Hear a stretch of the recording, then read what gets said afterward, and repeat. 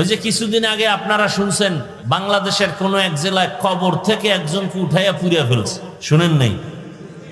সে নাকি ইমাম মাহদি দাবি করত।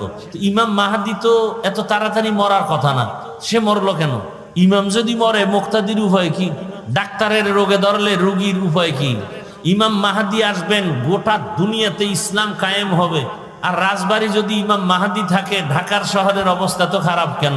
হ্যাঁ, ভণ্ডামির তো একটা সীমানা থাকা উচিত। শুনেন, মানুষ অন্যায় করতে করতে যখন সীমা লঙ্ঘন করে, তখন আল্লাহ তাকে এমন, তার থেকে এমন কাজ বের হয়ে যায় যে মানুষ তাকে আলাদা কোনো তোকমা লাগাইতে হয় না, তার কথায় সে ধরা পড়ে যায়। তার কথায় সে ধরা পড়ে যায়। বড় কঠিন জিনিস। না পারি কইতে, না পারি সইতে, বড় কঠিন হালাত। আমি সেদিন বললাম, বাংলাদেশের এখন যে একটা পরিস্থিতি, সমস্ত মানুষ যদিও নামাজ ঠিক মতো পড়তে পারে না, কিন্তু ইসলাম চায়। কথা বলেন না কেন? কি চায়? ইসলাম চায়।